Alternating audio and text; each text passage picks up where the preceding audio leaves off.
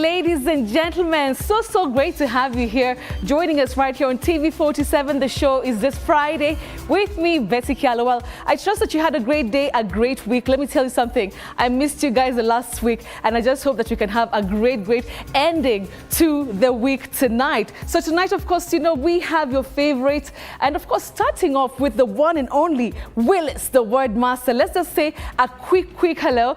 He's joining us from Kisii County. Willis, habari gani jioni ya leo? Salama Betty. Betty, how are you? I'm great, Willis, and it's so funny that we always, you know, rock the same colors. I think, you know, great minds think alike.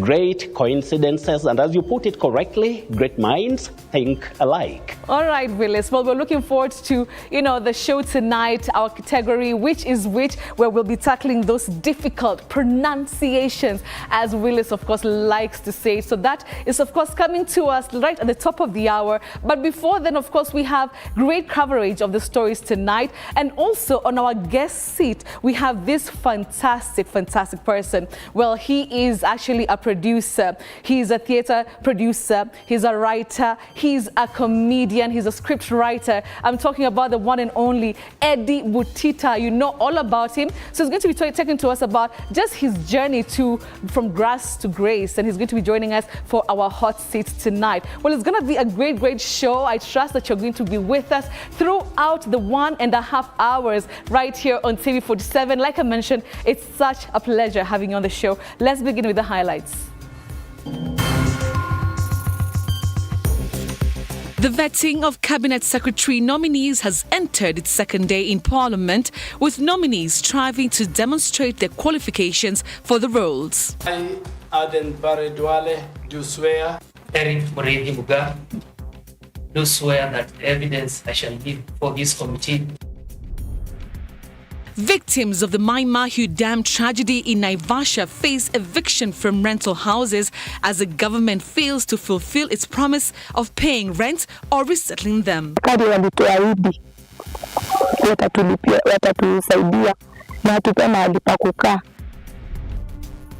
Mount Kenya University founder Professor Simon Gisharu waives 82 million shillings in tuition fee debts for students who have completed their studies but whose certificates were withheld. Encourage our young people to explore opportunities, build our boundaries.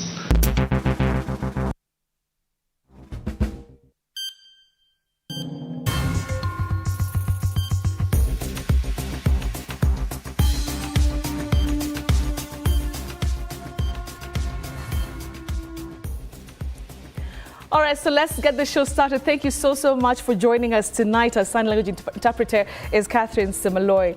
Now let's begin our coverage tonight. And 5 more cabinet secretaries have been scrutinized by the National Assembly's Committee on Appointments, facing tough questions from members on their suitability. Well, the question of their net worth also raised significant debate during the process, and we'll be getting that story in just a few minutes. But let's move on to more scrutiny. An Environment Cabinet Secretary nominee Aiden Duale now says he was not directly involved in the deployment of the military in Nairobi's CBD during the anti-government protests. Now, the CS said the servicemen were deployed to secure critical infrastructure, as Elizabeth Atieno now tells us. 11 a.m. Friday morning. I, Aiden Duale, do swear. Environment Cabinet Secretary nominee Aiden Duale faced the Parliament's Committee on Appointments for vetting. Kathiani MP Robert Mbui drove down the memory lane to the historical event that unfolded on the 25th of June 2024, where a group of rowdy youthful protesters stormed the Parliament buildings. Mbui posing the question on why Duale deployed the Kenya Defence Forces. In the recent demos, when Kenyans were exercising their constitutional rights under Article 37, the military was deployed to Kenyan streets via Gazette Notice 7861, signed by you on 25th of June 2024. Duale now argues that he did not directly deploy the military during the protest. Why did I deploy KDF? I did not deploy KDF. The framers of the Constitution put Article 241, 3B, and 3C in the Constitution. According to Duale, the deployment was made in line with Article 241, Sections 3, C and D, which states that the defense forces shall assist and cooperate with other authorities in situations of emergency or disasters and report to the National Assembly whenever deployed in such circumstances.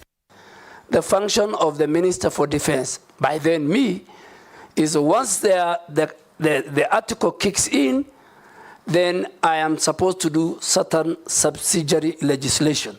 I gazette. And Mr. Speaker, all of us know Article 132 of the Constitution obligates the President to protect the other arms of government. Duale further defended the KDF deployment, saying it was necessary to protect key facilities such as Parliament and the Supreme Court, as well as to restore public safety at a time when the police were overwhelmed by protesters. Now, what was the intention behind sending the military to the streets? Was a plan to shoot to kill demonstrators? For peace, public order, public safety, where the police are overwhelmed, Article 241 3B kicks in. Duale has further stated that the protesters violated the law by breaching protected areas, hence the deployment of military officers across the country. If KDF did not come to assist the other security agents, God forbid, many members of Parliament could have died, including our Speaker. Parliament could have been burnt. Elizabeth Atieno, TV47, Nairobi. Now, Water and Sanitation Cabinet Secretary nominee Eric Mureithi has assured Kenyans of access to water should he be approved. The 32-year-old appeared before the selection committee today, highlighting his suitability to steer the ministry. The youngest cabinet nominee declaring his wealth to be at 31 million shillings. Well, Sheila Chelengat has details to this. I, Eric Mureithi Muga. Eric Mureithi Muga, the new face in President William Ruto's nomination list, was the third to sit on the hot seat before the vetting panel. We'll invite you to introduce yourself. Armed with his 8 years' experience in matters water and sanitation, it was his turn to prove his suitability to hold the office of CS Water. I got a first class amongst my colleagues, and upon graduation, I got a job that relates to this docket of water sanitation. On the issue of water shortage in the country, Mureithi argued that the long-term solution to this would be having more dams. I will zero mostly on water that is not accounted for, water that is abstracted but does not get to the end user. In Kenya right now, that percentage stands at about 45%. How will you balance the thin line between completion of existing and ongoing projects and starting new ones? Kenyans and the taxpayer has already sunk money in these projects.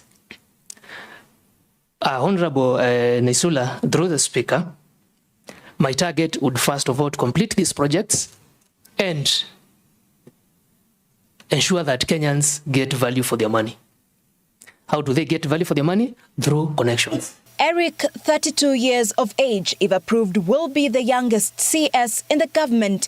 This also led in an engagement with the selection committee. I want to know whether you'll also be intimidated.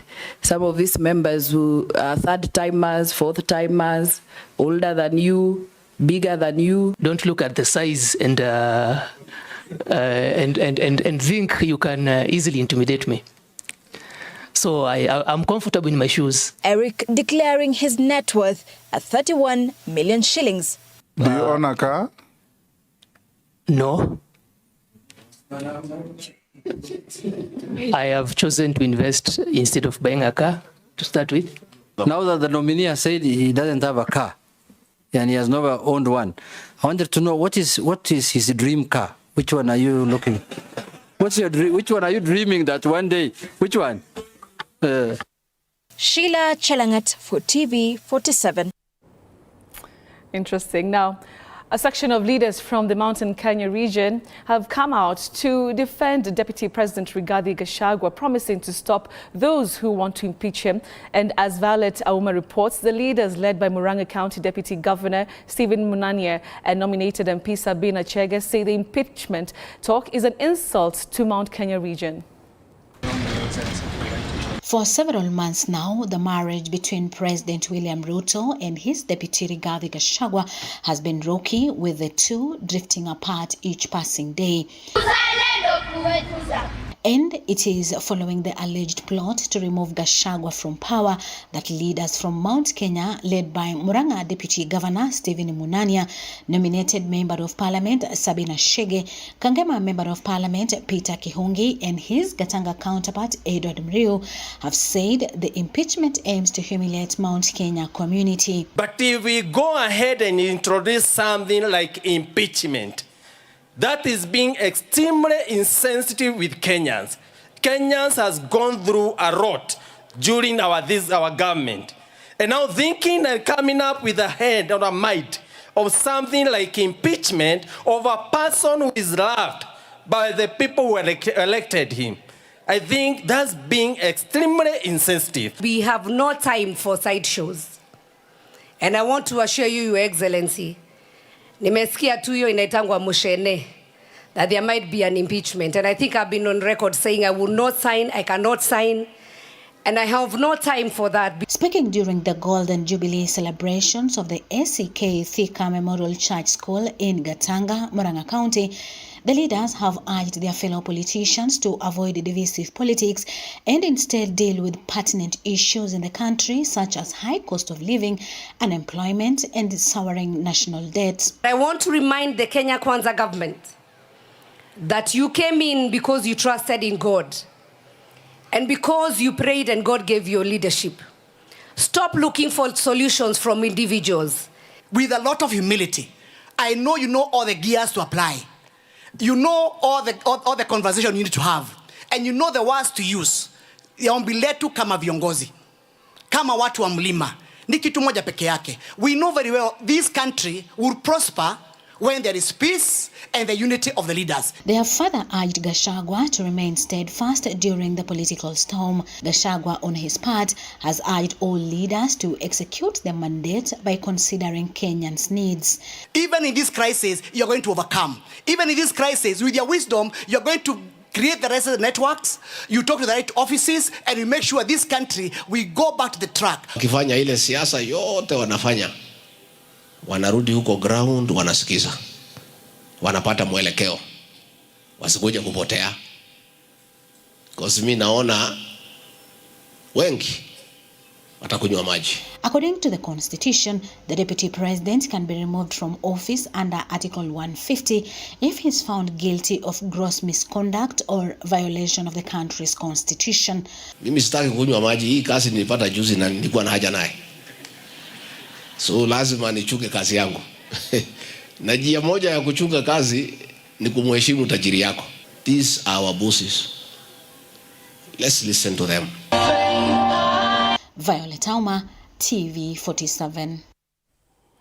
Now, for the past 2 years, most of the reappointed cabinet secretaries have amassed significant wealth in just a short period of time. Now, the National Assembly was, however, surprised by some of President William Ruto's nominees, such as Water Cabinet nominee Eric Muga. Despite his substantial wealth, Muga does not own a car, attributing his financial success to investments in agriculture rather than rushing to purchase what he considers as luxuries. Paul Kirobi has more on this. I, Aiden, Duale. The National Assembly continued vetting the 5 cabinet secretary nominees appointed by President William Ruto a few days ago. On the second day of the vetting process, members of parliament were taken by surprise as the nominees explained how they managed to accumulate millions in wealth within just a year and a half. A case in point is former cabinet minister of defense Aiden Duale, who has added wealth equivalent to 129 million shillings. The former CS now claims to have a net worth of 980 million shillings, attributing his increased wealth to ventures in livestock keeping and rental houses. A cattle ranch in Garissa, my rental property in Nairobi and Garissa, my shares in family-owned business, my camels and cattle, and motor vehicles. And Mr. Speaker, lastly, I have got good revenue from the book sales of. Duale is among the controversial politicians who have survived for a second time to secure a CS position. The attention of MPs was also caught by a 32-year-old youth named Eric Muga, who has invested heavily in agriculture. Muga worth at least 1 million shillings. He says he prefers investing rather than buying a car. Defending his position in the Ministry of Water, Irrigation and Sanitation, previously held by former CS Alice Wahome, Muga stated he would not accept a gifted car from any cartels with ill motives. And you get into the office, and tomorrow a major contractor in the water sector comes and offers you a car. Will you take it? No. Mr. Speaker. Yes. His MP, Honorable Paul, when he entered Parliament, he as well did not have a car. Andrew Karanja, the first CS nominee to appear on Friday before the National Assembly's Committee on Appointments, dismissed corruption allegations already leveled against him. He stated that he's a clean man with a net worth of at least 214 million shillings. His aim is to transform the agriculture sector, which has suffered for so long at the hands of cartels. Made up of my residence, my family residences. We have apartments. I have vehicles. We have plots and land. I have deposits in a bank account. Former Minister for Energy and Petroleum Davis Chirchir, who expects to take up the position of former Minister for Transport and Roads Kipchumba Murkomen, increased his wealth to 509 million shillings compared to 482 million in 2022. I've seen it, Chair. It is 509,800,000. I think there's been some small growth of about 27.6 million pages. The Ministry of Energy has been hitting headlines due to complaints about power supply. The last CS nominee to appear before the vetting committee was Margaret Ndungu with a net worth of at least 95 million shillings. Paul Kirobi, TV47, Nairobi. Now tonight, President William Ruto's ruling party UDA has removed Party Secretary General Cleophas Malala, replacing him with Party Vice Chair Hassan Omar, who now takes over in an acting capacity. The early morning decision by the party's National Executive Board puts to an end a chaotic week at the party's headquarters as rival factions locked horns on Malala's contested slot. President William Ruto, who toured Baringo County on Friday, called for an end to the party wrangles. The exit of UDA Party Secretary General Cleophas Malala from the ruling party was met with jubilation by the party's founding members, allied to the new Secretary General Hassan Omar, who takes over in an acting capacity. A decision taken by the UDA National Executive Board in an early Friday morning meeting ended Malala's tenure at the party's helm after 1 year and 7 months. Where we take issue is the deliberate scheme to sabotage the party, to sabotage the leadership, to sabotage the membership, and to sabotage, most importantly, the president, the state, and the security of the state. Malala, who went to court on Thursday to stop the NEC meeting, found himself time-barred after an order by the political party's disputes tribunal came in late, long after the decision had been made, around 7 o'clock Friday morning. Tunamwambia wachane na kuyumbayumba na kuleta tetesi. Yeye aliletwa kwa hewa na pia ametolewa kwa hewa. Na sisi pia sote hapa tumeletwa kwa hewa. NEC ikikaa ikisema tafadhali nenda. Mimi nimeingia hapa tu leo. Kesho mtu akiniambia niende, kwa nini niende kotini? Hiari ya watu. Sasa utakuja kumongoza nani hapa? Koti gani itakurudisha hapa? Ufikirie utaweza kuingia State House au kuingia katika idara za serikali kama katibu ambaye uliletwa na koti? The new change of guard was celebrated in Mombasa, where Omar is seeking to contest the gubernatorial seat in 2027. Haijatokea since independence 1963 kupata Secretary General wa chama tawala kutoka hapa Pwani. Nyinyi wa Pwani, si ni jambo la kushukuru hili? Huyu rais anapenda Pwani. Rais anapenda watu wa Mombasa. Kwa hivyo turegeshe wema kwa wema. The writing was on the wall for Malala. This week, lawyer Joe Halende stormed the party headquarters, declaring himself the new Secretary General in a chaotic week that led to Friday's NEC meeting. Hakuna haja ya mashindano madogo. Hata chama yetu ya UDA, Kenya Kwanza, mimi nataka niwaeleze tuwache fujo, tuwache mashindano ndani ya chama, tuhakikishe kwamba tunawaunganisha Wakenya wote, tupeleke taifa letu la Kenya mbele. Political observers will be keenly watching to see whether the exit of Malala and the entry of Hassan Omar will end divisions in the ruling party as President William Ruto consolidates his power not just in the party but also in government ahead of the 2027 poll.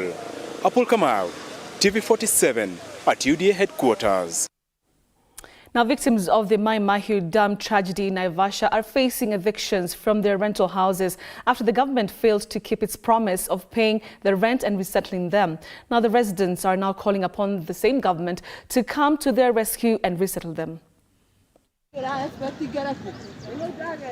months after the tragedy that led to the loss of more than 71 lives, the Mai Mahiu flood victims are now calling upon the government and President William Ruto to come to their rescue after facing evacuation by their landlords. Nilifungiwa nyumba kutoka on Sunday. Niko na watoto, nimelala nje.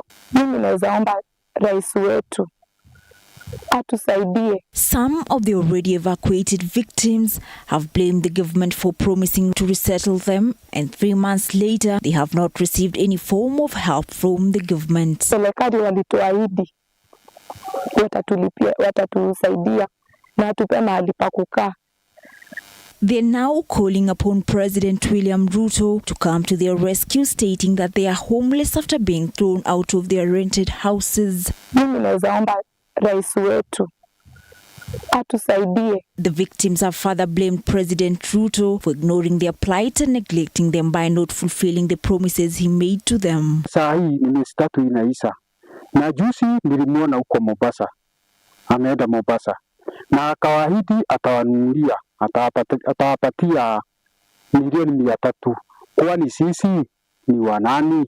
3 months later, after the tragic disaster witnessed in Mai Mahiu, the victims are left with nothing but hope that they will get compensation and help from President Ruto's government. Kwangu mimi walinilipia miezi 2 na sasa hiyo miezi 2 imeisha. Hii miezi yenye iko inaisha sijalipa. Saa hii ile nyumba tunakaa ni kufukuzwa, tunafukuzwa. Tarehe 5 mwenye nyumba anataka pesa. Samira Mohamed, TV47. All right, so we continue, of course, with our coverage tonight. I hope that you're enjoying our coverage tonight. Of course, we have our guest who's going to be Eddie Butita. He's already right here in studio, just waiting for that moment when he's going to be joining us live and direct from our studios right here at TV47. Keep the conversation going online. I'm seeing a lot of excitement and a few questions, so you can keep them coming through my social media handles and those of TV47, and we'll be checking them out as well as his page. So we'll take a short commercial break right now, but don't you go away. We have so much other things coming up, including other stories making headlines. We'll be right back.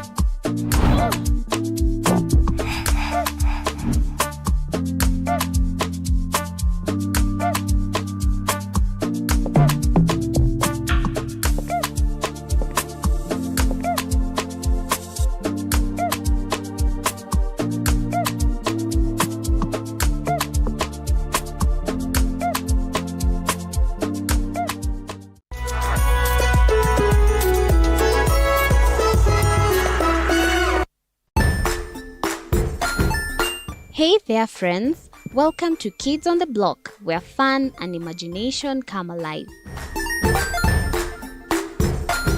We dive into magical world filled with exciting adventures and awesome friends. What position were you in? I was number 2. What position were you? Number 1. He decided to cross the bridge by his house and look for food on the other side. We're going to do half cup of chocolate chips, and the other one, we're going to do half cup of the blueberries. So, grab your imagination hats and get ready to explore with us. Join us every Saturday at 9 a.m. for new friends, amazing stories, and tons of laughter.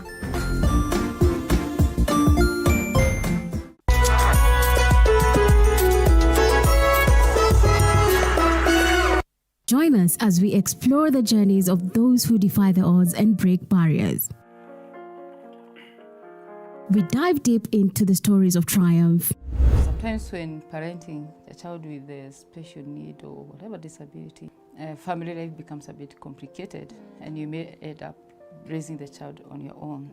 Here, we inspire. I have a farm which one we showcase with other dyslexic youths and autism how to farm. Motivate. It's never easy, but what we do, the best thing is to work with another parent who has an elder child than yours. And break through the barriers one story at a time. Push your boundaries beyond the limit. Saturdays at 8 p.m.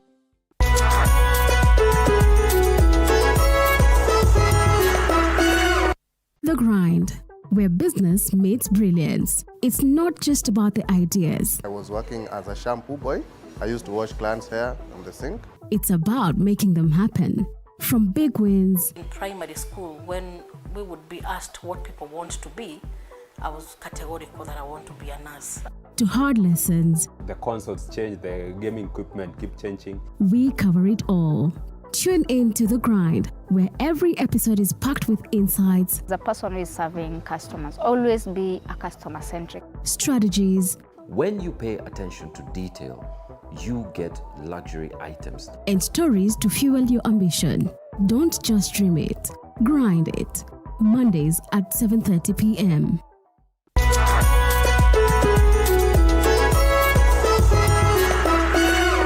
Jiunge nasi tunapoangazia safari za viongozi bora.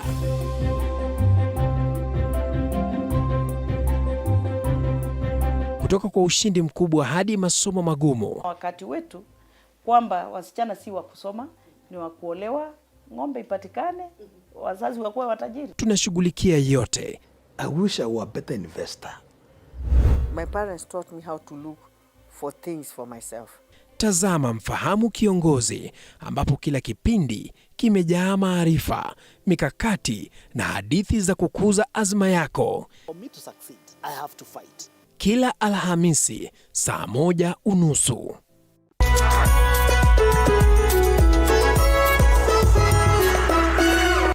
Welcome to The Realtor, where we take you on an exciting journey from bare land to dream home. Step 1. Finding the perfect plot. We explore location, size, and potential.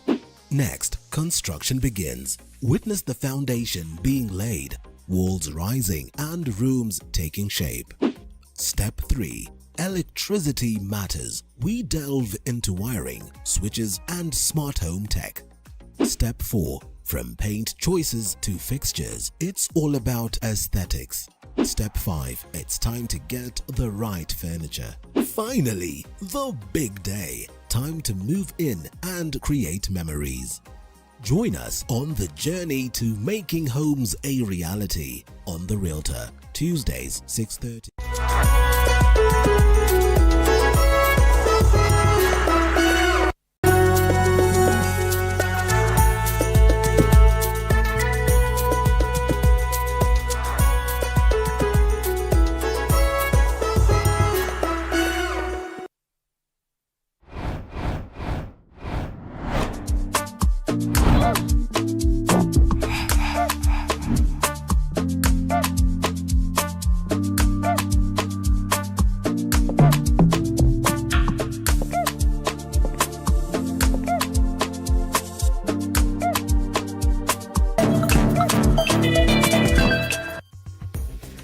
right, and welcome back to This Friday with me, Betty Kiala, right here on TV47. Let's continue with our coverage tonight. Now, 5 more cabinet secretaries have been scrutinized by the National Assembly's Committee on Appointments, facing tough questions from members on their suitability. Now, the question of their net worth also raised significant debate during the process. Some of those who appeared before the committee include former Defense Cabinet Secretary Aiden Duale, the nominee for Environment Ministry. Now, MPs pressed him to explain the reasoning behind allowing KDF to act during the Gen Z demos in Nairobi and corruption during the recruitment of KDF trainees. Our senior political reporter Elizabeth Mutuku has the details.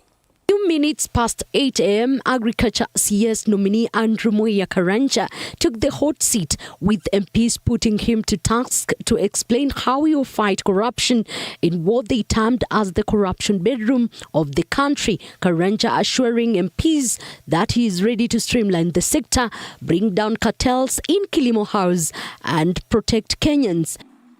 To be beholden by any maybe where I come from. I serve all Kenyans. Agriculture is widespread. It comes from the coast to the shores of Lake Victoria, western, eastern. Anywhere you go, it's agriculture and livestock development. So I have to serve all Kenyans. Second nominee to be scrutinized was Aiden Duale, nominated for Environment Docket. Duale faced hard questions on the controversial KDF recruitment process, especially regarding corruption, which has seen innocent Kenyans work hard for slots to still be frustrated. Duale distanced himself from the corruption menace, though he registered his disappointment. Additionally, MPs sought to know his responsibility on the deployment of KDF during the Gen Z protests in Nairobi. So those 3 issues and also the waste management, I think, is something that I will maybe later explain we must deal with. The 15 billion tree planting, Ethiopia did 30 billion. Ethiopia is a country that we can be proud of, we can learn a lot. I am ready to go to Ethiopia. I'm ready to walk the talk, help the president, talk to citizens, use leaders who are here. Leaders, stakeholders are very, very important. These tree planting, members of parliament are very, very important. It's not about taking a chopper, planting few trees, you don't know who takes care about them. In fact, the problem is, it's not about, it's planting and then making sure the tree grow. The Speaker Moses Wetangula-led Appointments Committee also questioned Roads and Transport nominee Davis Churchill regarding his capability in restoring Kenya Airways and the deal with Indian company Andani, which is set to restore the standards of JKIA. Churchill admitted the government's failure in proper communication to Kenyans. For Water and Sanitation nominee Mugamu Rithi, who assured the committee of his capacity and delivery responsibility ahead of him, as well as ICT nominee Nyambura Ndungu. He is expected to continue with its exercise tomorrow. Elizabeth Mutuko, TV47, Nairobi. Now, the Kenya Pipeline Company has kicked off a public sensitization program in Nakuru County to raise awareness with companies living on pipelines transporting highly flammable fuel. Well, dubbed Linda Bomber, Linda Jamii, the roadshows had Cape Media talent in collaboration with KPC interacting with fans across Kaptembwa, Salga, and finally ending at Sachungwan.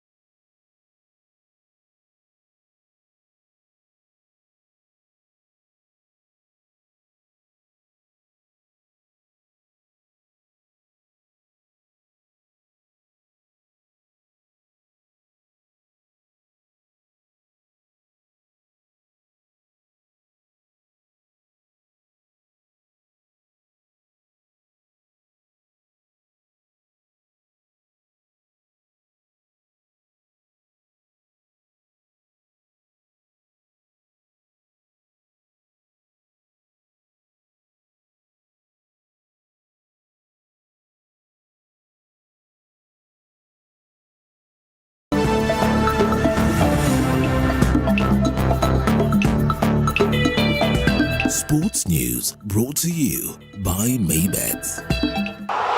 Join Maybets leo upate free bet papo hapo. Fanya hivi, chagua home team to win, yani number 1 au draw X au away team 2 kwa game ya siku ya free bet. Weka namba yako ya simu, weka password ya account yako. Chagua submit free bet. Utapata free bet kwa account yako ya Maybets. Usisahau kuverify account yako. Kama hutakuwa verified, utapoteza free bet yako after 2 days. Betting is strictly for 18 years and over. Play responsibly. Terms and conditions apply. BCLB number 0000578. Maybet nominia na najishindia. Pesa inavutia, pesa inavutia. The best track. Let's now move over to some sporting action. And Ferdinand Omanyala is set to open his Olympics campaign tomorrow afternoon and has his eyes set on the prize, his first ever medal at the Games. Our sports reporter Nzuki Allen tells us more. Besides carrying Kenya's flag during the opening ceremony of the Paris Olympics on Friday, Ferdinand Omanyala is also seeking to watch the national flag being hoisted after the final of the 100-meter race. The former rugby player is the 9th fastest man of all time, the African record holder, and the national record holder in the 100-meter race. Omanyala left a mark at the Tokyo Olympics before he went on to hire the services of coach Geoffrey Kimani, who replaced Daniel Ayemba. A different strategy was employed in a bid to better the time of 9.79 seconds set in Nairobi. The 28-year-old clocked an impressive time of 9.79 seconds at the National Olympic Trials, which he plans to better in Paris. But you know, after doing 9.7 in Nairobi, coach said we have to go down a bit because it was a bit distant from the Olympics. So we need to run those times at the Olympics. Omanyala will brush shoulders with the high and mighty in the 100 meters, signaling a bright future for Kenya in the Olympics.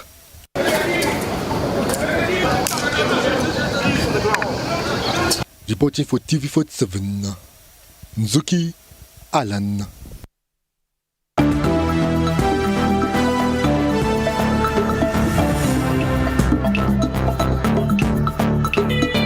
Sports News brought to you by Maybets. Join Maybets leo upate free bet papo hapo. Fanya hivi, chagua home team to win, yani number 1 au draw X au away team 2 kwa game ya siku ya free bet. Weka namba yako ya simu, weka password ya account yako. Chagua submit free bet. Utapata free bet kwa account yako ya Maybets. Usisahau kuverify account yako. Kama hutakuwa verified, utapoteza free bet yako after 2 days. Betting is strictly for 18 years and over. Play responsibly. Terms and conditions apply. BCLB number 0000578. Maybet nominia na najishindia. Pesa inavutia, pesa inavutia. All right, and so that's where we wind up the first part of the show tonight. But you know, hapa ndo mahali vitu zinakuwa moto. So I want to bring in the one and only, the man of the moment, Eddie Butita. Okay, I think we should have like drum rolls. Karibu ndani. Drum rolls, dancers. Niaje? Unasalimiana kama boy. Bro. Ikuwa givi. Yeye ama boy. Mwanzo jokonea, mwanzo usichome. Unajua mademo na unasema mimi sinanga. I know you're not taking, usiharibu chances zako. Sasa ukinisalimia hivi. Okay, sama. Mademo. So okay, come inside first of all. Check, so unataka nikusalimia aje? Sasa unanisalimia at least Okay. Yeah, women asio hivyo. Bro, acha hizo. Unajua kuna hug different. Okay, so kuna bestie, kuna zote. Unajua ni ile professional hug, yani like sasa ni aje? Professional? Professional ni okay, sasa basi that's the one for tonight. But tumekuja na mahanja, bro. Zile za huko mali ulikuaga Daystar. Wait. Oh, now you're even dissing the university I went to. Okay, so it's so nice. You smell really good. I appreciate it. Hiyo ni jasho yangu. Yani jasho ya mikono yako. That's how I smell. Oh my goodness. Bro, will you glow up? Look at you. Look really good. Look, nini. Nikujaribu ni nguo za kulala. Wait. He's not even bragging. You know, it was just random, so I didn't have time to dress up. Manze, we really appreciate at least you really tried to be here, Manze. I appreciate sana. Okay, thank you so much. I'm so glad to be here. Yeah. Nilikuwa nime-cancel interviews, but nime-resume. But then, you know, this is the first interview he's done after so much that we'll be talking about stories as states, Manze, ukenda huko masuti, nini. Uniform ya serikali, kusalimiwa, everything, a lot to talk about. So tupeleke break. When is Star hizi vitu? So ladies and gentlemen, we'll be right back. Don't steal my job. Sema tu kitu simple. Okay. so in news ya saa tatu, so it's English, please. Yes, so, kindly. We'll be technically be right back after fundamental prestigious break. What is even that? It's English. Well, let's take a technical break, like you said. Karibu sana. We'll be right back after the break. All right. We're coming back, guys. Karibu nyumbani.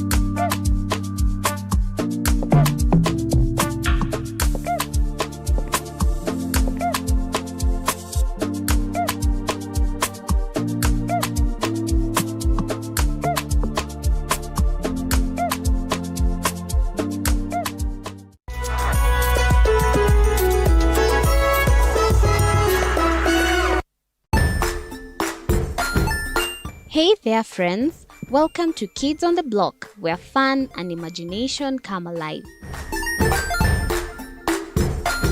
We dive into magical world filled with exciting adventures and awesome friends. What position were you in? I was number 2. What position were you? Number 1. He decided to cross the bridge by his house and look for food on the other side. We're going to do half cup of chocolate chips, and the other one, we're going to do half cup of the blueberries. So, grab your imagination hats and get ready to explore with us. Join us every Saturday at 9 a.m. for new friends, amazing stories, and tons of laughter.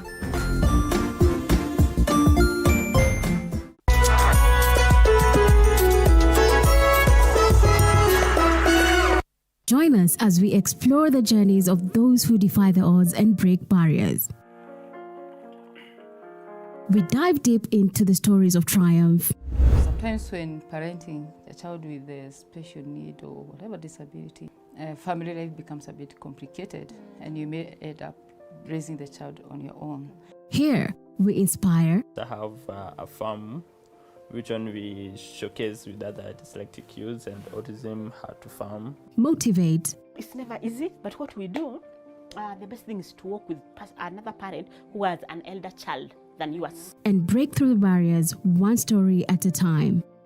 Push your boundaries beyond the limit. Saturdays at 8 p.m.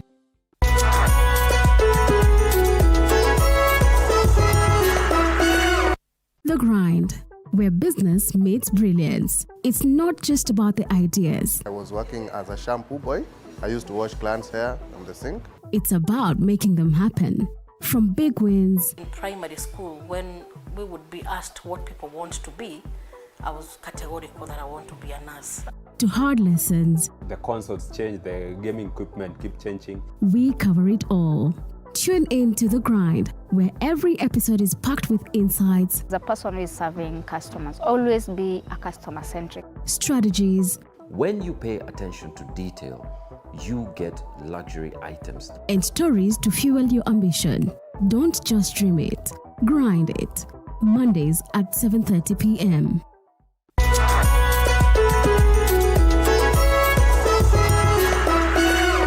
Jiunge nasi tunapoangazia safari za viongozi bora.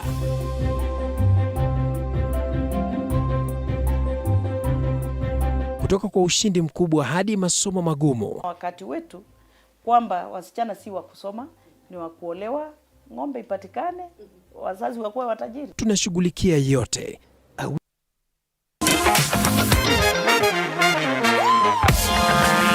this Friday with Betty. Brought to you by Nivea Radiant and Beauty Advanced Care. New Nivea Radiant and Beauty Advanced Care. With 5 oils and 5 vitamins. 48-hour nourishment. Helps reduce appearance of stretch marks in just 2 weeks. New Nivea Radiant and Beauty Advanced Care. For your shade of beautiful.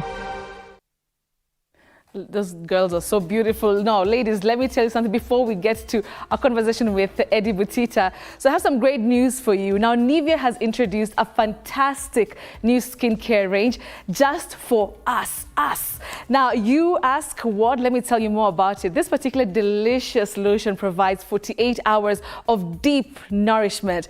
Of course, that helps reduce the appearance of stretch marks in, listen, just 2 weeks. Now, the best thing is it's perfect for our beautiful melanin-rich skin, giving us the care and attention we deserve. Plus, it helps even our skin tone and reduces dark spots, giving us that radiant look. You know what? What's more is no more dealing with products that don't meet our needs with Nivea. You can finally care for your skin the right way. You should try it out and see the difference, because you know what? Nivea has your shade of beautiful. I love that message. And yes, as you can see, soft and silky. So let's get straight to our conversation with the one and only Eddie Butita. Eddie, I hope, I don't know kama takupatia ka Nivea iongeze the glow kidogo. Nilikuwa nimeglow, nafuta nikiongeza kidogo nitamaliza sana. Eddie Butita, it's so good to see you. You're telling me Mungu anarahisisha. Kuna dina hapa. Pana maji tu peke yake. Okay. Tosheka na ile kidogo inapatikana. Lakini we're a big station. Ungesema mapema you've not eaten dinner, tunge-organize something. I don't know, a big station should have ready-made food. Okay. We're not a hotel, bro. So, Eddie, it's good to see you. I appreciate it. You've been doing the most. But you know what? Twanza had the conversation about Through Thick and Thin. TTNT. Yeah. Man, I saw Kinan Jugush and Celeste and you guys walking. Ni kama ma Avengers, Avengers. In slow motion. Naka slow-mo. In a slow motion. And Freedom. Freedom, the song and everything. And you know what? It was such a proud moment. Yeah, true.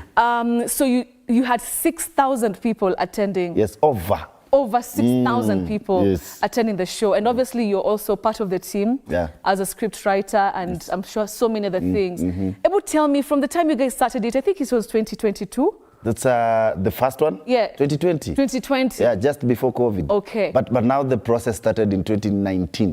2019 around, should be June. Yeah. Yeah. So how many people attended the one in 2020 compared to Juicy Tumona 6,000 people pale over? 2020 it was about 2,700. Yeah. Not so bad. 2,700 hapo. Sijika ilifika 3,000. Yeah, then that was before COVID. Then 2021 we didn't do a show because of COVID. Social distancing maneno nini. So we did a recording. Which was watu kidogo. I don't know if I don't have 10. But less than 10 people. Yeah, but now the funny thing, the one that had 10 people was the one that made business sense than the one that had 3,000 people. Okay. Because in 2020, actually, it went for a big loss, kabisa. Kabisa. Yeah, I saw you guys saying you guys had loans, debts everywhere. Event inakuwaga noma. Event unajua watu wanaweza jaa naumie. Na hura wasema wamejaa lakini do kwa mfuko. Sasa leo naambiwa sijui kulikuwa na kitu moja yenye ilikuwa na cost so 5 na tulichukua zikiwa 700, sijui tulichukua zikiwa 300 ndio unajuanga reality. So we wanted to make a mark and because Jugusho's transitioning his brand also to a new style. Yes. It was a risk which made sense. The idea was to make it happen and to make it happen successfully. All right. So the profit part, yes, it was there, but it was not the main thing. The main goal was tuchekeshe. Tuchekeshe watu. So ile mlikuwa mchekesha watu 2022. 2021 tukarecord. And that's when we pioneered digital content distribution. Okay. Where for you to watch, you pay online, you get a link that you cannot share, which was something that really defined the future Absolutely amazing. Of how content is. Na sasa mefika 6,000. So tell me, like how big is the preparation for such a show like the one you guys did? Very briefly, and also maybe unaweza tuambia what you played, the role that you played in that show. Yeah. So my role is basically I'm a creative for the show, scriptwriter and creative. Basically not only with what is performed on stage, but how to make the entire thing a success in terms of new ideas and the strategies that we're going to use. So the entire process, like for TTNT 5, should be 1 year because it started around this time last year. So that was July. Yes. Around July last year. What? That's a long time. So we have different sessions. Session ya kwanza tunaenda, tunakaa, tunapiga story, tunatry kujua what next can we talk about. Because TTNT has been about Njugush, the journey for Njugush. Yes. So si wachia mali, tunapick it from there. Okay. So tunaona imefika wapi, anatupigia story and what's new kwa life yake. We come back for another session and decide the most interesting points. Then you come back for creative session before even we start the scripting. So from July all the way till Juicy last week ndo mmekuwa mkiprepare? Yes, so by December tunakuaga at least we are done. Now it's about just the technical aspect. Performance, timing na vitu kama vile sasa show itakaa. Okay. But sasa hii 6,000 I'm sure mlimake do mingi sana. 6,000 people. Mali tumefika saa hii vitu za finance atuguzi, tuko na team, tuko na team za finance na nini. Si tuna deal tu na creative. Yani tumekuwa professional mpaka saa hii hata tujaisabu pesa. Yani that's the professionalism that we but it has to make business sense. Yes. Because if it is not making business sense, then what will make business sense? Yes. Kama tuko na to 6,000 people na make sense. Gani ita make sense? Okay. Man, you've been doing so many things. There's SPM Buzz and Ilona Juzi. Yesterday actually was your first bulletin, was it? Oh, that's a self-service news self-service idea that we are trying to pioneer. So let's first start from SPM Buzz. At least now apenda because I'm kwangi like kama blogs zingine I'm kwangi wabaya sana. I'm watu wabaya kidogo from afar. Niju waki inject. Msanii unipigia simu. Yeah, because I can call Butita manze hizi ni gani? Actually, guys, I've called him I think once or twice. Hamza, what is your team writing? Walikuwa wamechoma. Delete. And the good thing they they deleted. But you know it's actually I'm not much involved in how they operate because but you started it. It's your gig. Yeah. I had an idea. You know, a vision is given to you, but it belongs to people, not inakuwaga tu ndio may bring. So kuna team, it's a team of creators that are together and they're trying to create content in line with entertainment, news, and we're just seeing how we can diversify. So sangine nasikiaga wamechoma tu mali. But every day we learn because why did you get into the business of bloggers and everything? And how do you make sure that you're not as the same blogs that you've seen over the years that they make money from tarnishing people's name? Often don't nipate likes, does my Betty Kialo does this, Eddie Butita does this. How is just different from being not so, sensational, but you're still able to get the likes and the views? So the idea was to amplify brands. Because I remember when I was starting comedy, ukipata article una celebrate. So we used to camp hapo tao unangoja writer fulani. Bro niandike tu mi perform nini.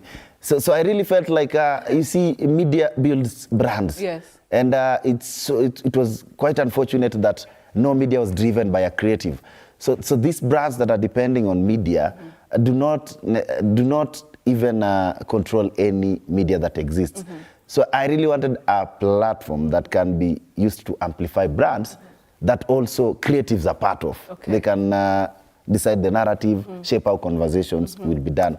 So the idea, with that idea, there was a concept of it just happened. Yes. Where can you see something when it just happens?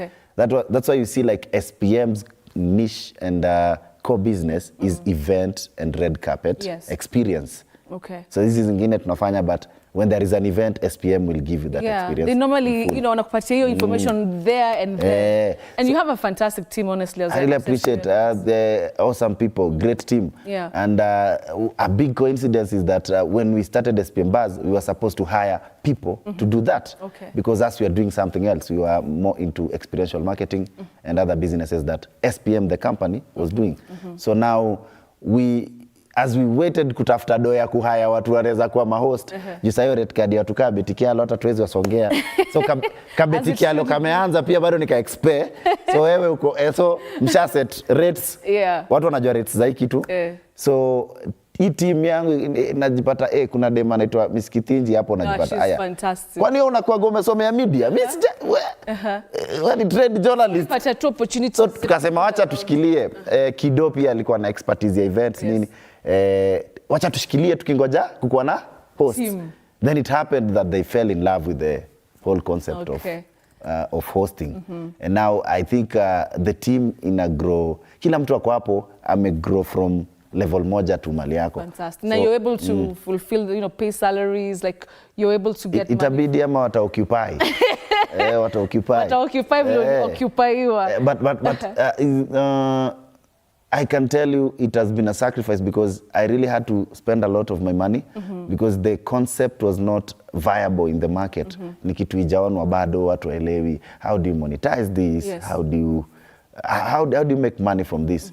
So apart from the normal things that we say come at YouTube, Nini, there's the partnerships that had to come with it, but we had to do some proof of concept for some time. So the sponsors have come in, the adverts are now there. Yeah, they're streaming in, and that's a good thing because even the event coverage thing is now a product on itself.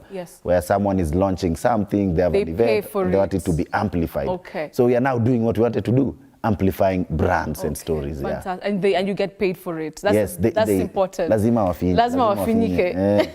Okay, now talking about your growth and everything, and also the TV station, the media station. Mnakuja kumtaka kufukurini na sisi ama tukue partners tufanyike pamoja. What is that media space that I saw you doing and you're about to launch, I think? No. And yeah. You people, mimi mko media. Which people? Watu wa media. Nyinyi mnafanya media. As I can say it's content creation bit that we are doing it in a different way. So we don't want to be placed as a mainstream media, but we want to be a digital avenue that communicates to the people, stories that connect to the people. So mi wana nyinyi mna maziwa bana, wana hizi malight zote nini yani manze sijui vile inafaa. Security mko nao 17 20. So mi usema niche yetu ni different, like the space that we have, the studios, basically hata ukiona the design is about content spaces. How you can shoot podcasts, you can shoot for different things. And now we had to create a space for it, a center at Westlands that actually it's working currently. Nasikia nikubo you're just trying to be humble, but I'll come there and say hi to the team first. Come and say hi to the team. It's big. That's our HQ now. All right. So we want to start doing things in a more professional way. And just to make it a business that now is independent and can serve the needs of everyone. So Butita doesn't need to be there.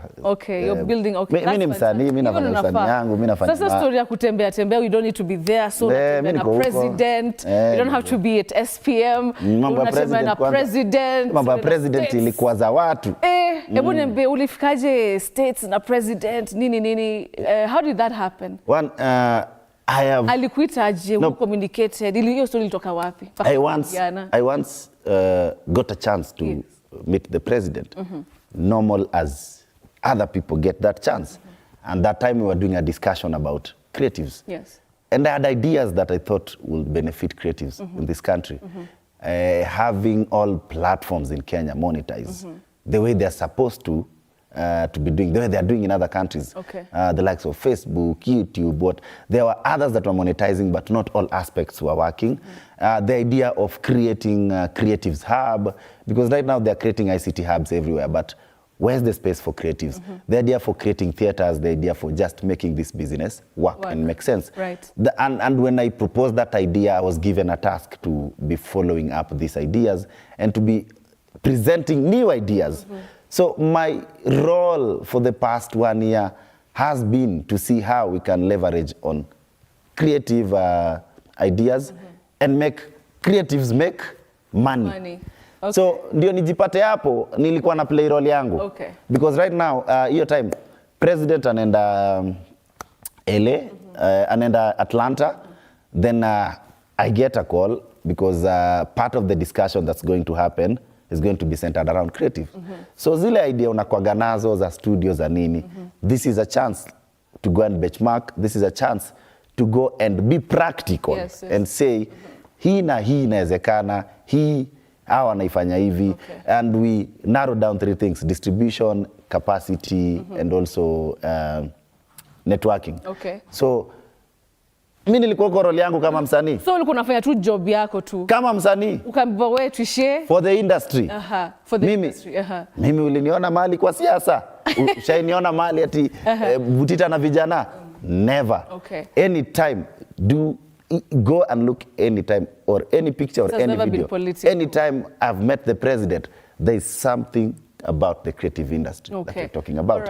And you see, it might not make sense now, but time will prove me right. Yes. Do you think your presence in that trip, made anything change? Even if not now, like you're saying, in the future, will we see something in the future? And you'll say like, ndo maana nilikuwa nimeenda Atlanta na the president. Well, there's like solid conversations. Sometimes these are trips. Zilikuwa. There were solid conversations, and I'm really nataka zianze faster. Unaona? Nataka zianze faster, because I realized with the government most of the time, we suggest ideas and they don't happen.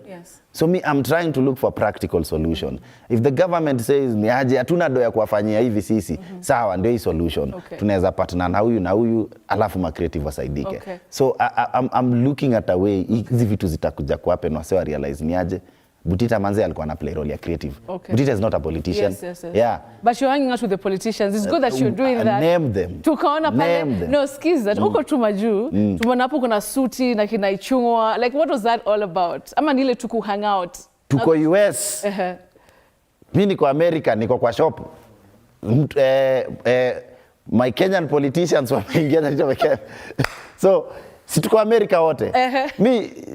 Mi si adui ya mtu, mi sijakosana na mtu, unaona? So when they go wrong, we tell them. The fact that, you see, for me, if you ask me, the idea of telling politicians the truth is what should be embraced. Because you see, kama naweza kutana naye hivyo, naweza interact naye on a different capacity, sijakosea mahali. Kama naweza kosa kumwambia ukweli, nimekosea. Kama kuna kitu UMP naweza mreach na anafanya wrong, naweza mwambia ni aje bosi hapo umechoma. Au sasa uliwaambia wanachoma vile mlikuwa kwa hiyo those shops doing all this, interacting with them at that time. Wako wamechoma bado. Wako wamechoma. So hiyo kitu ilikuja kwa complicated, because you see when the finance bill story started. Wacha before your finance bill, tutafanya hivyo talking about your finance bill right after this short commercial break. Acha pia tutengeneze do yetu. Tengenezeni kapake. Inaitwa lacked. Inaitwa kapake. All right. So let's take a short commercial break. We're coming back with Eddie Butita. Don't go away.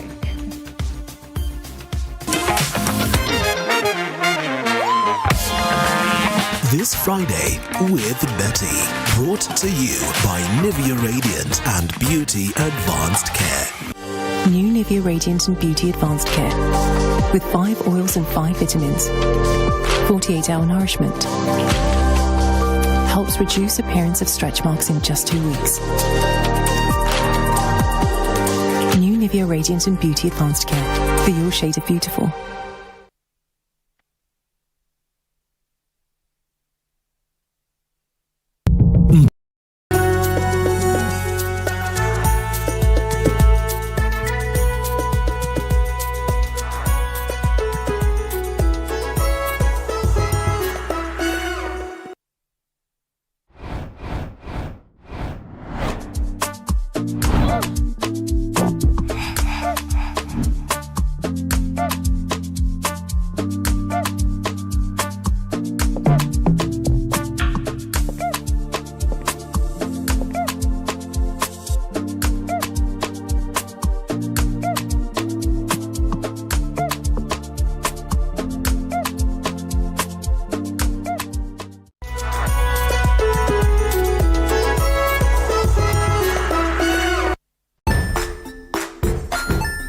Hey there friends, welcome to Kids on the Block, where fun and imagination come alive.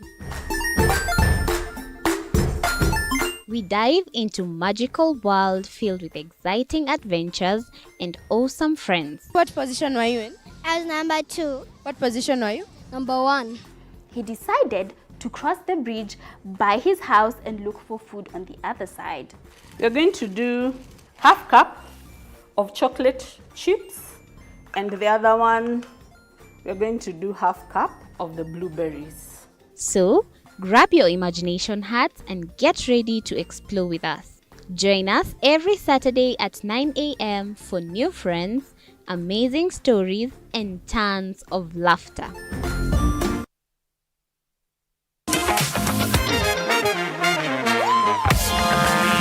This Friday with Betty, brought to you by Nivea Radiant and Beauty Advanced Care.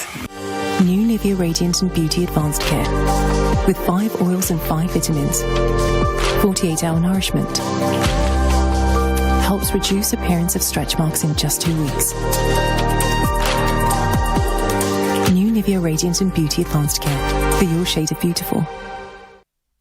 And welcome back to This Friday. Thank you so much for staying with us. Well, before we get to that very interesting discussion with Eddie Butita, well, let's bring you up to speed with something that great that actually happened this afternoon. And Mount Kenya University founder Professor Simon Gachagua has waived tuition fee debts amounting to 82 million shillings for students who have completed their studies but whose certificates had been withheld. While speaking at the 25th graduation ceremony for over 7,000 graduates at MKU campus in Thika, Professor Gachagua stated that this is one of the ways to assist the community by ensuring everyone has the opportunity to earn an income wherever they are. Take a look.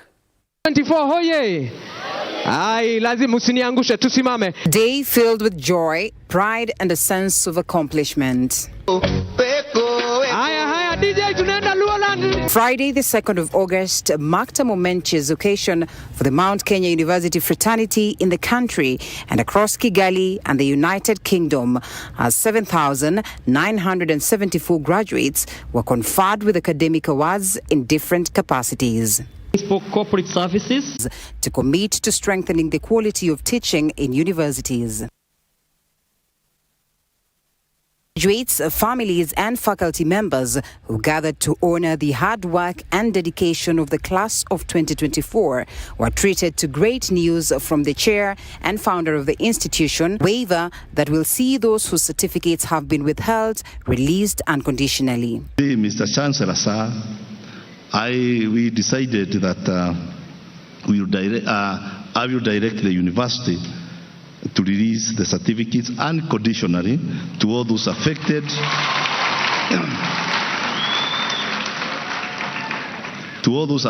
by the fee balances.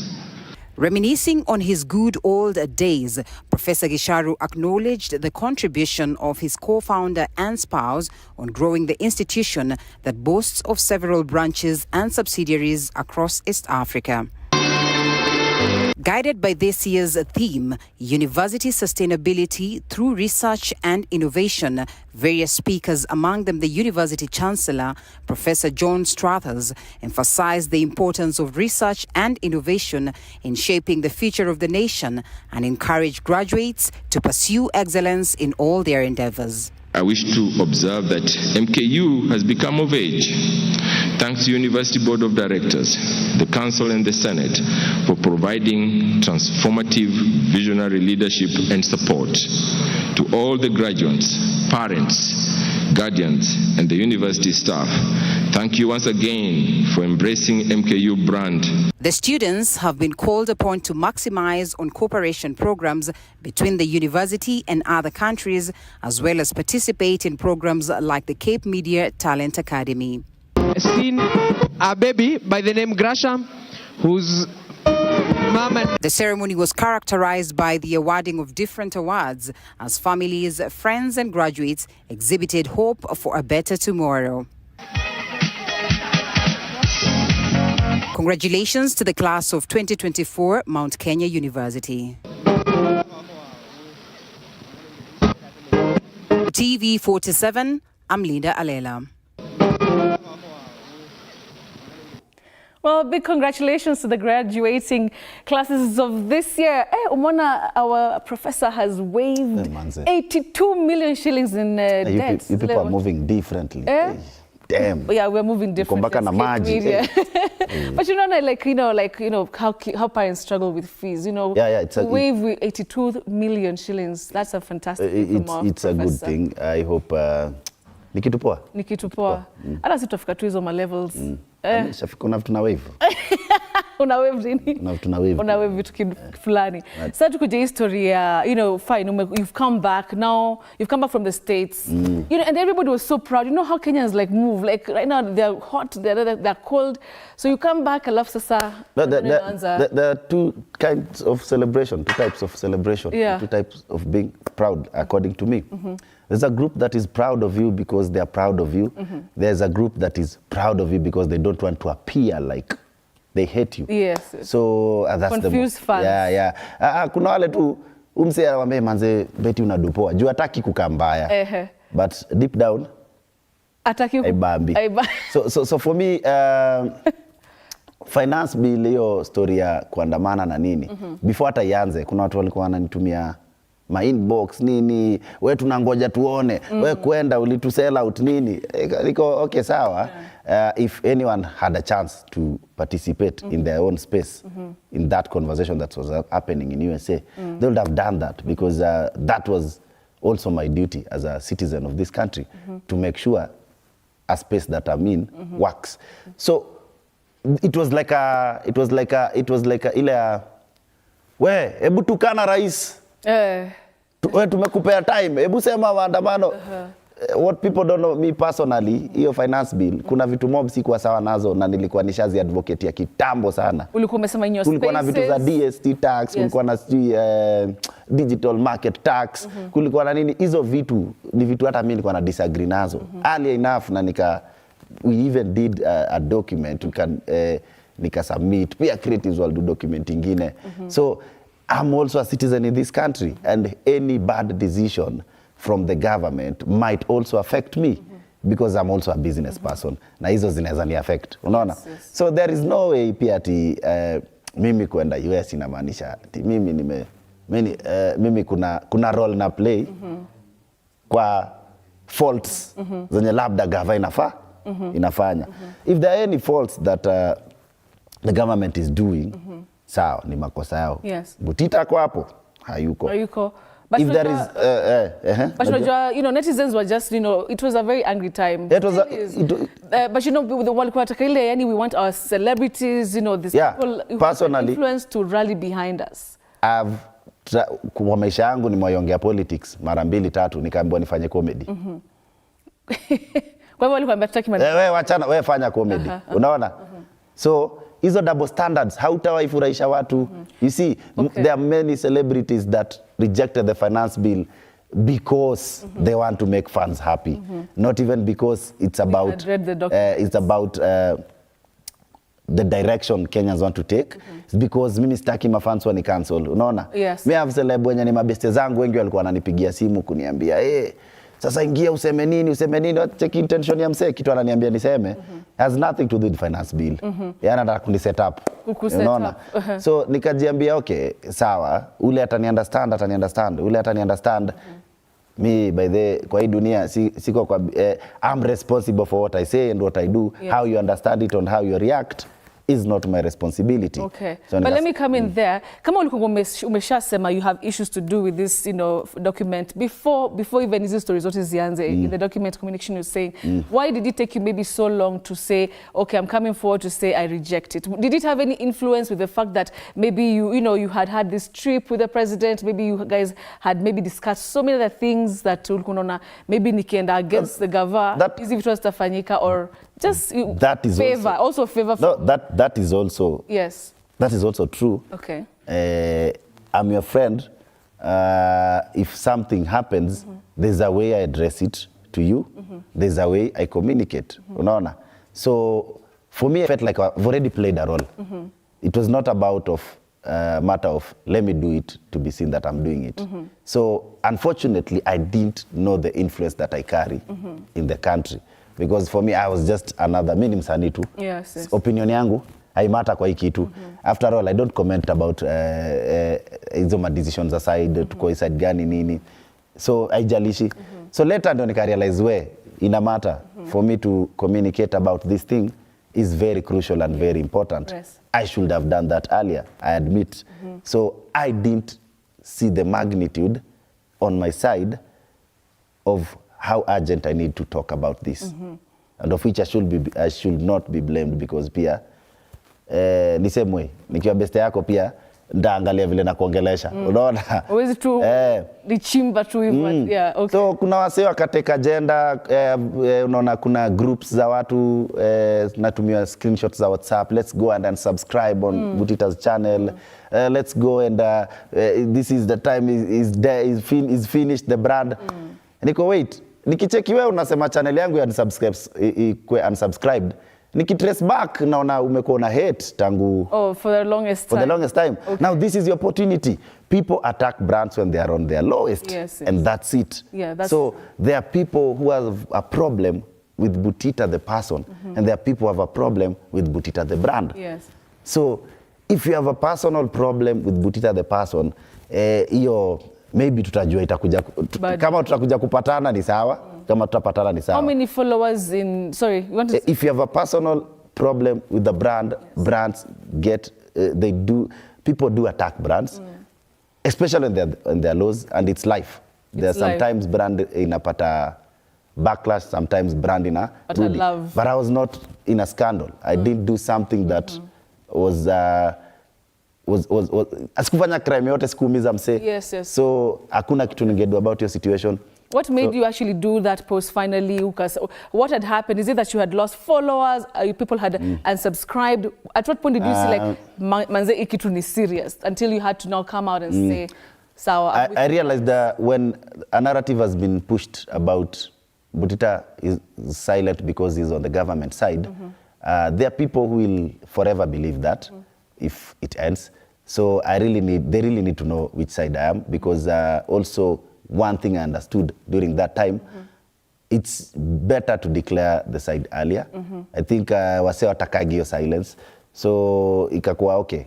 The best thing I'll do ni kuiongelea. Okay. Wacha niseme stand yangu. Yes. So maybe kuna msetu genuinely anajua wewe kubonganga because mimi ndo nilikuwa na get hizo texts. So I will see kuna msee hadi anafikiria mimi nimesupport. Umesupport because you're not talking. Hiyo ndo conversation inaenda. How was that for you? Because, especially Twitter can be extremely rough. Social media in general. But you kusalimiwa, people coming to your DMs, talking all these things. Did it affect you? Because I know these things really affect somebody. Unaweza kuwa strong kuinje, but ndani yenyewe uko like manze. So when it started, because over the years I have realized something when it comes to the internet. The best way you step back, chorea mtandao kidogo. So when it started, I knew the direction it's going to take. And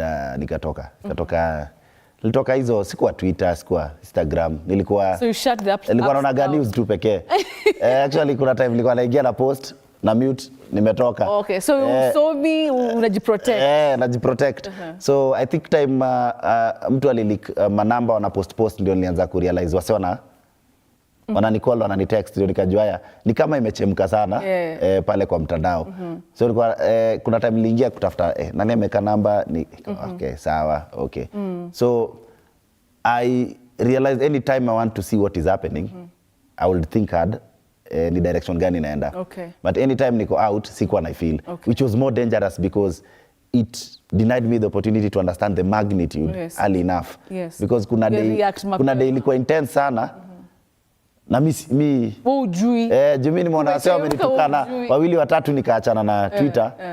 So siko sure. Rudi unapata naambiwa na mse fulani anaambiwa una trend the whole day, niko wacha kale ka curiosity, wacha uende ucheki. But now I can about losing followers, I don't know, life is weird. Someone keeps on doing it intentionally. Actually, there is a tech wannabe called Droid who kept posting unsubscribe on Butita's channel. Yes, Wacha nimtaje kwa famous angalau. I think amejificha huko umoja hajai kwa famous. Ana get platform leo. Sawa. So unfollow. So na realize okay, kuna wase yes wanaenda unsubscribe. Yes. Wase sawa, kuna wase ka 4000. Naenda Twitter napata hiyo time. Hiyo sasa hiyo ni nilichungulia kuona hiyo msanii ananiambia kuna campaign ya unsubscribe. Napata Twitter nimegain the same number. So umeluzuku. TikTok nimegain the same number. Instagram nimegain. So I'm like nini happen? Yeah, so ukula lose kuna gain. Okay. So later pia unaona kuna watu wanaanza kutumia text za bro chorea man. Chorea. Achana na hiyo story. Achana na hizo story nini. Achana. Time fulani they went for SPM Buzz. Hiyo ndio time nikawaambia because digital media walikuwa wamepata opportunity ya interview. Hiyo time nikaongea. And you know we went through that and Ilisha we hakuna crime nilifanya. Ilikuwa rough but hizi ni moment hatuwezi avoid Betty kwa life hizi once uko kwa public life you've signed up for that. A lot of that. It has its own benefits which are many and the price we pay is things like that. So there is highs and lows. And that was a low kidogo but na ilikam a time when a lot of things are happening. I've done a lot of things. So pia ilinipatia chance ya kureflect na kujua inaweza happen anytime. So see understand it just vitu zilichange tu hivi tena. Mi ulikuwa unaniuliza kwa nakwambia mi baby nda recover October huko. Lakini sasa look at you kwa sawa tunafanya. Niko tu sawa na kama kuna msali misinterpret stand yangu pole kwake. I think nilijua timing is very crucial. Yes. And how you address matters that are of national importance. Yes. Timing is very key. Okay. Yeah. Well, manzera nimefeel I feel heavy. Ambia my fans what to expect, just a few seconds tukimalizia. What to expect? Yeah, the next coming months. Wajua wasanii wameweza kusema kuna kitu mpya inakam. Kuna kitu mpya inakam uko sawa. I think mimi nimefika saa hivi mob na do ziko na agenda mingi na wase pia. Because if you are keen the past one you have not been doing something that's personally oriented. Nafanya kitu inasaidia pia creatives, kitu ina create opportunity for other brands. So I can say the past one year we've tried to create new brands which are now strong and they are making money, they are earning a living, wanapata vitu kadhaa pia. So when I say things to come, it's just more opportunities for creatives and more opportunities kutoa watu kwa block. Thank you so much, but it's been such a wonderful time. Nimeenda haraka manzi, lakini at least we've touched on almost everything. Thank you so much for joining us. Maybe next time tujopo uko SPM kuonge. Kuja manzi. Yeah. Kuja manzi. Mimi nasemaga kama Mungu alituplace mahali sahi wacha tu face kitu inakam, wacha to make a difference for the next generation. Absolutely. Thank you so much. Ladies and gentlemen, Eddie Butita amesema kila kitu you've heard and I wish you well. Man, you're doing so good. Yani may God akuongezee mpaka uko yani uko na university na unalipia debt ya 82 million. Na Mungu anarahisisha. Na anakusikia from your lips to God's ears. Amen. All right, so you know what's coming up next. Of course, we have Willis Ochieng for Which is Which. Let's go.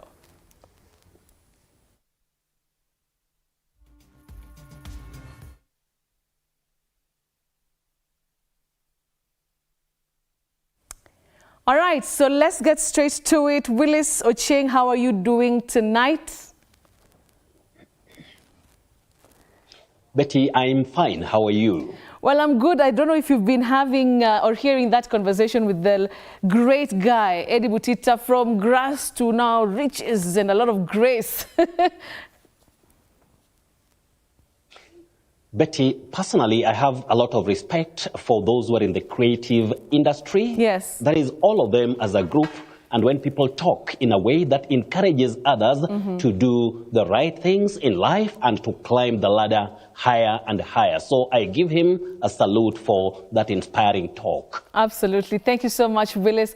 So Willis, we're going to go straight to our words, and today we're going to be using the graphics. So let's have the first graphic as we take a look at what pronunciation that is. Let's go. Let's start with the first word.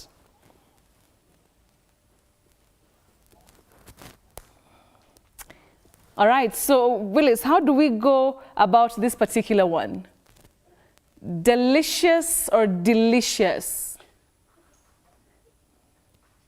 Betty, you say D, then you say shares, not shares and not sears. Okay. Delicious, no. All right. Delicious, no. You say delicious. Delicious. All right. So I'm always using the word as delicious. Yes. So it's delicious, is it? That is the way to pronounce that word, Betty. All right, Willis, let's get straight to the next one. Let's see what word this one is. All right. So do we say dissertation, dissertation? How do we go about that one? Oh, that special project for earning a doctorate degree or a doctorate for that matter, Betty. Yes. You say disa, not desa and not desa. You just say dissertation. Okay. Dissertation. Dissertation. Actually, that's another one I used to say, dissertation. Yes. So thank you for that correction, Willis. Dissertation it is. All right. You're welcome, Betty. All right, let's go to our third word for tonight. Hey, this one is special, Willis. Where I'm very sure very many church leaders would have a problem with this. Hey, I don't even want to try it. Ecclesiastes, I don't know. Willis, talk to us about this one. This one is difficult for sure. Betty, that word is very tricky for anyone. And as I always say, any person can find it very difficult. Even in England, there are certain words that can be difficult for anyone to pronounce. But this one you say, then Ecclesiastes. Ecclesiastes. Ecclesiastes. Can you try it, Betty? Even Butita is here laughing at me. Butita, you want to try it? Ecclesiastes. You say then Ecclesiastes. Ecclesiastes. Ecclesiastes. Butita, can you try that? Ecclesiastes. Yes, that way. Ecclesiastes. That way. Okay, Ecclesiastes. All right, then Butita has gotten it. Ecclesiastes. Ecclesiastes. Hey, Willis, you're in a...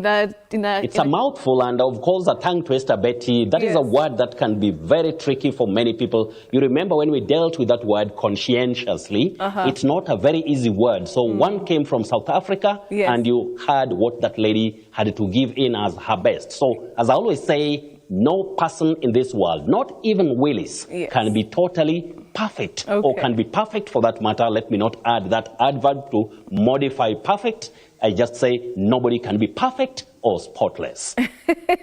I love the way you speak, Willis. So there we go. At least now we know the correct pronunciation. Let's go to our next word. Let's get in the graphics. So this one, if you want to, to say that, somebody like, say, for example, Butita is handsome. Is it handsome or handsome? I'm not saying he is, though. Oh, hand, no. Hand, no. You say hand. That D is not pronounced in that word, Betty. Oh, my goodness. You say handsome. Handsome, not hand.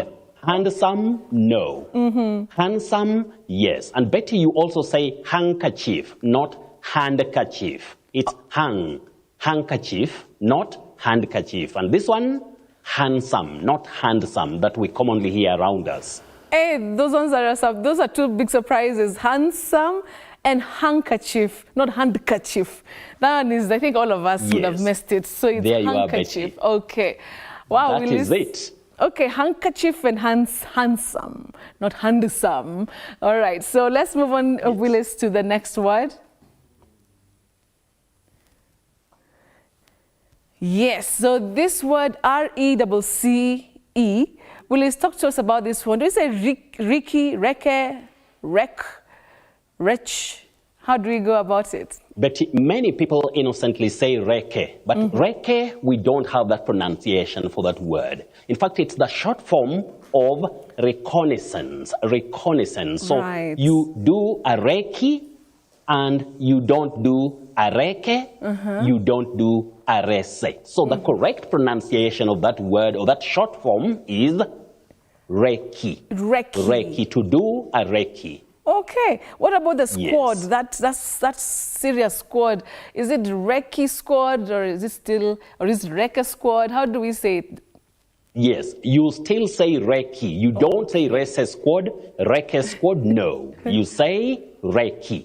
Reki squad, and also to do a Reki. Okay.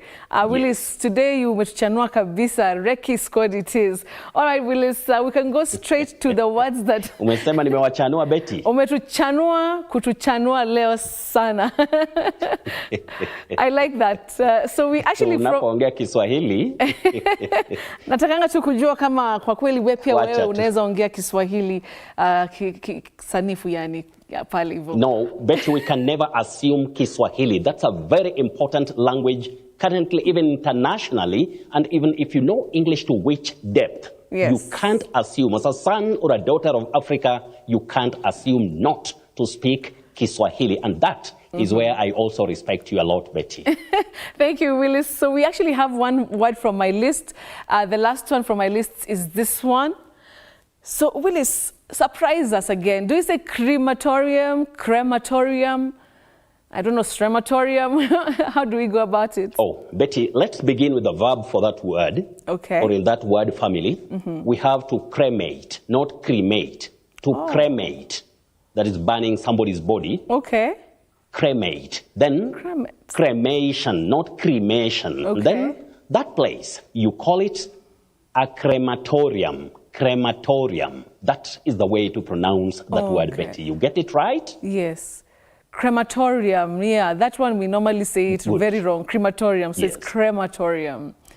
Okay, Willis, the last one, now for sure. The last one, Willis, from me. Let's see the word. Okay, so is it apex or apex?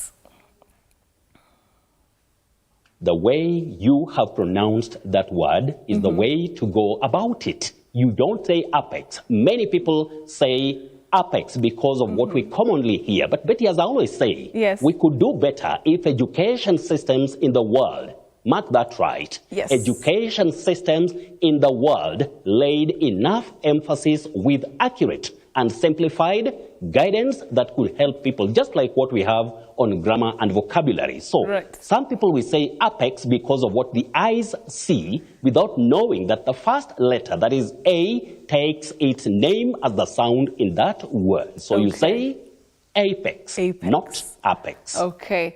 Thank you, Willis. Hey, Lord, we're to surprise. The surprises are so many, Willis. So I ask you to take it away with the words that you've seen from our audience throughout the week.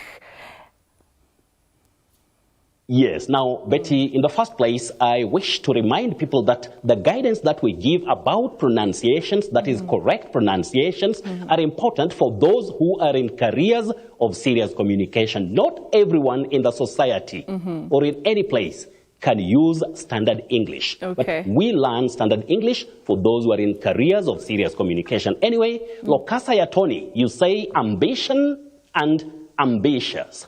Dr. W. Saula, you say satellite, just that way. Satellite or satellite, not satellite. Wakili Jesse Kihoro of Juja, Kiambu, you say belfry. Mwana wa Kilonzo, you say answer, not answer. Peter Walker, nauseous and parliament, a very tricky word for many people because people find themselves saying parliament, but that I is silent. When you say parliament, it's like saying my friend. No, that I is silent. Friend, parliament. That is the way to go. Pastor Nathan at Ngetich Su 2020 of Konoin Bomet, you say problem, not problem. Problem, no. It sounds unique, but inaccurate. You say problem. Simple and clear. Yusuf Galmogle, you say pulpit. The pulpit, not pulpit. Then renaissance, renaissance. At Rice_AFC, adjective, adjacent, not adjacent. This, I believe, is a surprise to many people. You don't say adjacent. You say adjacent. Now, the last one, adjourned for Rice. Keegan at K Koyuko, you say adieu, adieu, and apnea. That condition, you call it apnea. Caleb Odipo, if you like Caleb Odipo, you say come upons, come upons. Washi Wenwa, connoisseur. Okulo Jr. of Mombasa, comrade, not comrade and not comrade. Comrade, no, comrade. Victor Mandela, corporation and edema. Makotsi Kisikwa of Nairobi, CUT for CAT. CUT, CUT, but CUT, CUT, CUT. Chantel Samara of Kisii, Phoenix. You are right, young girl, you say Phoenix, not phonics and not phoenix and not phonics. Phoenix. Angeline C. Korir of Eldoret, Attorney General. Attorney General, not Attorney General. Attorney General. Samson Bwire and Oundo Kevin, you say decoder. Michael Nakitari and Collins Otieno, you say soliloquy, not soliloquy. At Opio Morio 1, you say doyen. Lastly, Washi Wenwa, you say what I said earlier. I've seen two questions, but you're talking about the same word. You say connoisseur, and you get all these only on TV 47 this Friday with Betty. But now we can go straight to our surprise word for tonight, and that surprise word is right here. Now this word, many people innocently say rearguard. Rearguard, no. You say rearguard.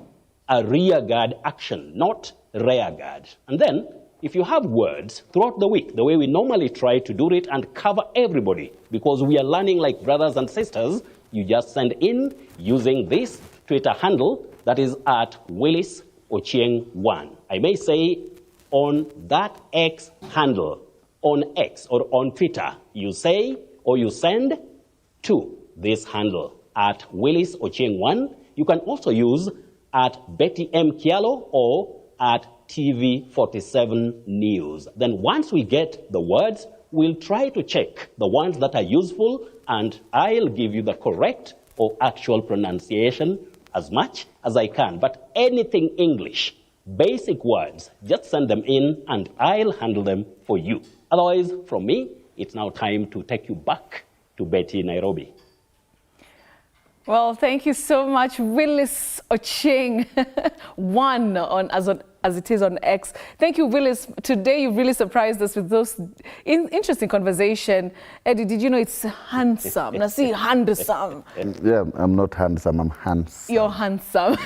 So you are right. I was right. Okay, Handsome. you know, I knew you were going to talk about it. But Willis, thank you so much for tonight. So Eddie, just wait a minute there. It's Eddie. It's Eclair. Do you remember Eclair? It's Eddie. It's not Eddie. It's Eddie. Oh, it's Eddie, but Yeah. no, it cannot be It's not Eddie. Butita, it's Buvira. Ah, come on. Buvira. Where are you going? Oh, nimefikiria mbona Wait, ukinisimamisha. you know, let's ask. You say let's ask, Eddie. It's Eddie. Let's ask Eddie. Willis. Yeah. So It's Willis. Eddie, not Edie. Now, I wish to take that chance also to advise people like this. Please let us always say what we are sure of. When it comes to pronunciations, Betty, in any language, yes, we must follow what we call the phonology and orthography of that language. So like this name, it's just Eddie, not Edie. Thank you, Willis. Thank you for that. Umesikia? Wacha maneno mingi. This is the It's guy Eddie, pronunciation. not Eddie pronunciations. It's okay. Usiseme pronunciations. Pronunciation. Nipatie 2 months. Thank you so much, Willis. We'll see you again next week. I really appreciate your work tonight. It has been fantastic and, of course, excellent as always. Thank you so much, Willis, joining us from Kisii County. All right, so Eddie, listen. It's time to let you go. Hivyo tu. Hivyo tu. Okay. Ama utakungojea? Si ni hivyo tu, sina siesta. Keti tu.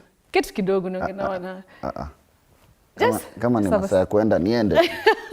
All right, so we're going to be going back to finish the show with the one and only Eddie Butita. He tried to say it's Edie, but obviously the word master himself has said no. So before we wind up, ladies, I want to just remind you something. And of course, it's the great news that we have from Nivea. And Nivea has introduced a fantastic new skincare range just for us ladies, you know. You just asked what it is. Well, let me tell you more about this delicious lotion. Now, which provides 48 hours of deep nourishment. Can you imagine 48 hours, and it helps reduce the appearance of stretch marks in just 2 good weeks? Well, the best thing is it's perfect for actually our melanin-rich skin, giving us care and attention that we deserve. Plus, it also helps out our skin tone and reduces dark spots, giving us that radiant look. What that means is there's no more dealing with products that don't meet our needs or our standards. But you know, of course, with Nivea, you can finally care for your skin the right way. You should try it out and see the difference, because Nivea has your shade of beautiful. I hope you're going to be trying it this weekend. Mimi nilijaribu tayari na it is working. All right, so Eddie. It's Eddie. Come on over here. Help me finish the show. It's Eddie. It's Eddie. Ulitoa ile kitu ya watu kutangaza news, nilikuwa niwangarie leo. Hapana, tuliona unaongea sana. You're talking too much, man. So ladies and gentlemen, as we Okay, now finish the whole show. Okay. On my behalf. So ladies and gentlemen, thank you for staying tuned today. Okay. Let me start again. So, ladies and gentlemen, thank you for staying tuned. Check 2. Okay. Okay, so let me keep quiet. Ladies and gentlemen, thank you for staying tuned. This was This Friday with Betty, and I was the guest today. My name is Eddie Butita. Until next week, good weekend, Ama. Continue, go on, keep going, you're doing great. Cheki yako ya mshahara imeandikwa jina yako. Unaona jina yangu hapo? Si sijaiona. Kazi yako. Asante sana. Sawa bosi. All right, like he said, have a great weekend. It has been such a wonderful pleasure having you on the show tonight. I'll see you again next Friday. Man, I'll miss you so much. But next Friday, 9 p.m., God willing, we'll see you with another great show. All right? Thank you, Manzi. Kama unalipwa unafanya kazi. Sawa, nalipwa sana, lakini sawa basi, poleni. Sawa. All right.